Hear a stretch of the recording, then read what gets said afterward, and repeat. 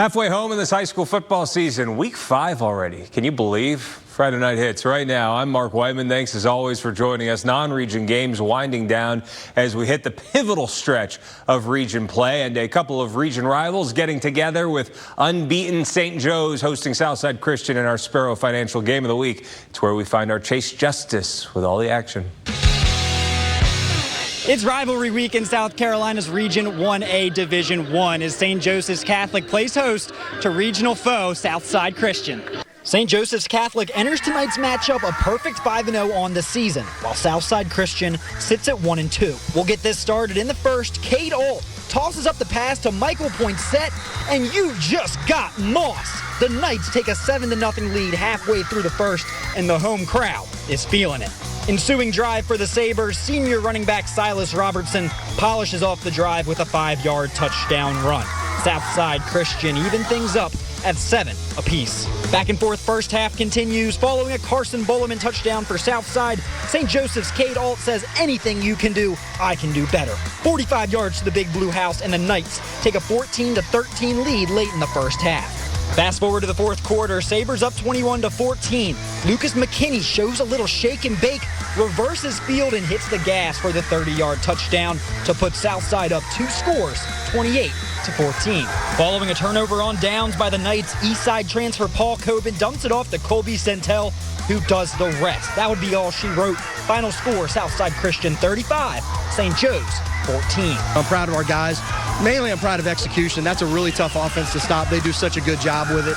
And for us to come out and hold them to 14 it's impressive for our defense, and we did the right things on offense. St. Joe's will welcome Calhoun Falls into Greenville, while Southside Christian will hit the road to Due West to take on Dixie. Reporting in Greenville, Chase Justice, WYFF News 4 Sports.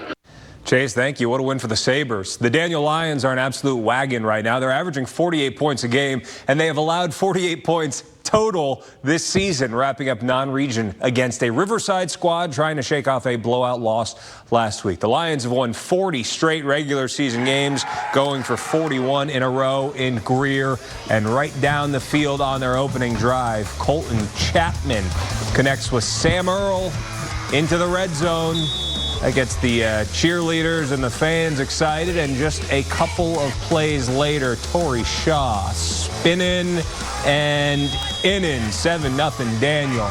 And my guy Jeremy with the megaphone wants y'all to know the Daniel student section, best in the state. Kids getting loud, Lions getting after Riverside. High breeze, nice gain on a scramble, but Daniel gets a stop, and they go on to beat Riverside 56-14.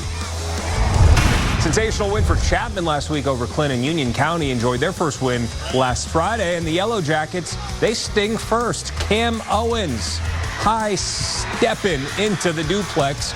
Union's got the early lead, 7-0.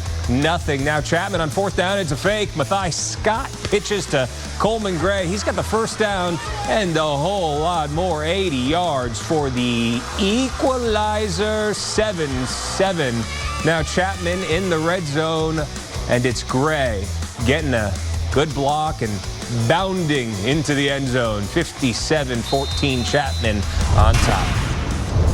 Hogs and Bears messing it up in Walhalla. Razorbacks have won their past 2, getting the unbeaten BHP Bears. BHP leading by 7 in the opening quarter. Noah Thomas zips it out to Qua Alexander. Check out the ball skills to track that bad boy in. 14-0 BHP, but the Razorbacks get a chunk play. Tanner Lowry, Chris Oglesby, and he is dragged down just shy of the goal line. A couple of plays later, it's that same duo, Lowry to Oglesby. Walhalla's on the board, but BHP is just getting going. 63-35, they beat Walhalla tonight. A few scores for you. Spartanburg all over Malden, 57-zip. Pendleton beating Palmetto, 61-7. Seneca over Woodmont. It was a nail-biter, 40-38. And Teal-Hanna beating Lawrence, 48-6.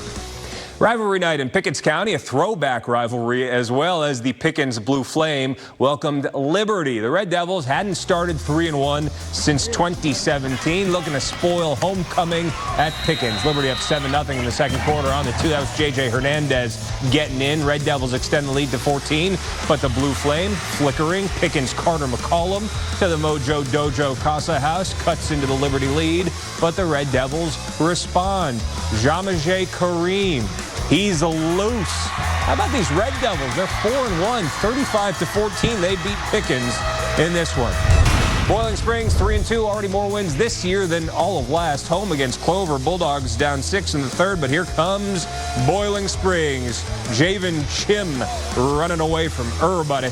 Boiling Springs goes in front 14-13, but the Blue Eagles answer back. Landon Stone takes it to the corner store. Clover pulls away from the Bulldogs 36-21.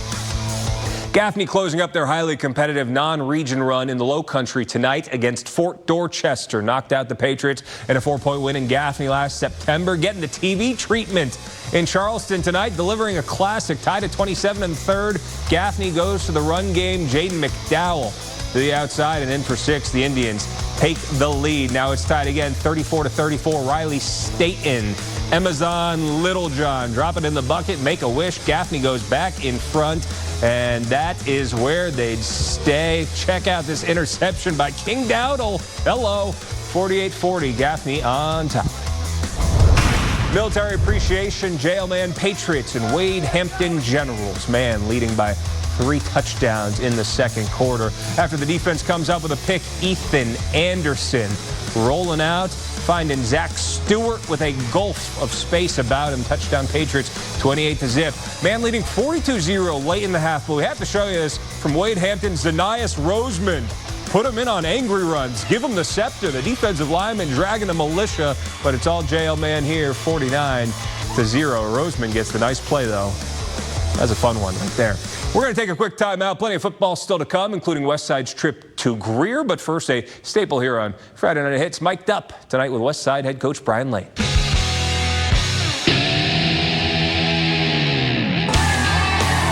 Look at this night, man. This is a pretty night for the football. Good work.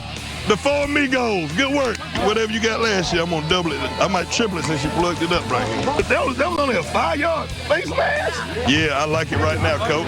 I hope I didn't play into their hands. Do you, baby? Feel me? That's what you do. Hey, that was a 99-yard drive. Get out of bounds. Get out of bounds. Let's go.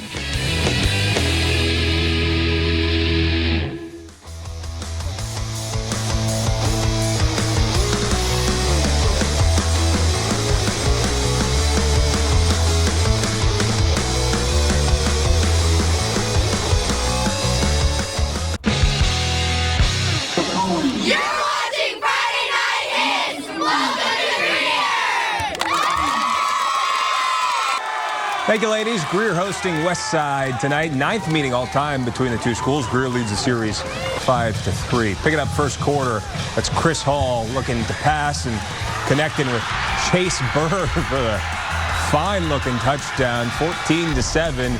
Greer at that juncture, but Westside responds. Ensuing kickoff, Josh Williams.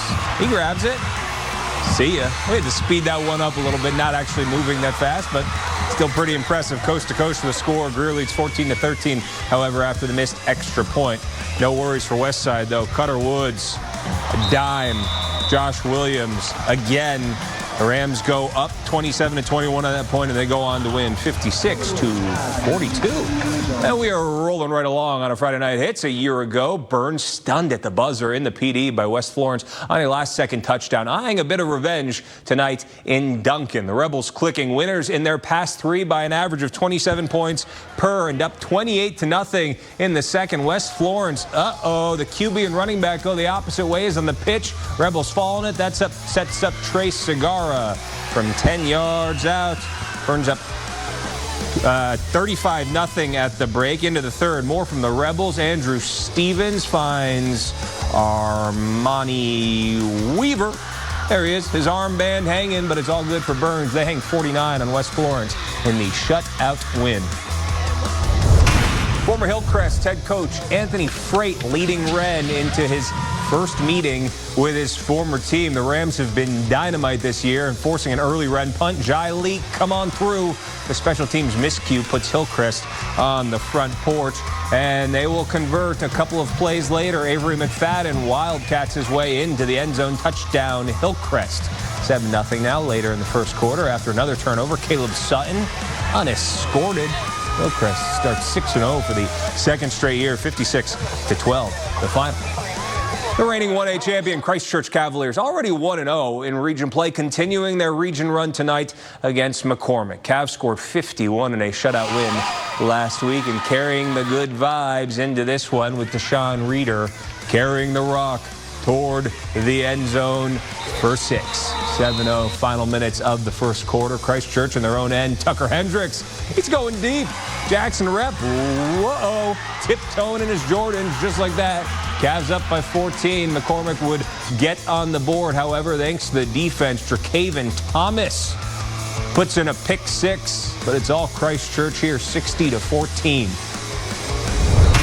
Dorman's still trying to find their footing this season. The 1-3 Cavaliers at 4-1 River Bluff. Dorman has a 14-7 lead in the second, and George Ollie's adding on from 2 yards out. Dorman takes an 11-point lead into halftime, but River Bluff rallies, and they stun the Cavaliers late in this one, 29-28.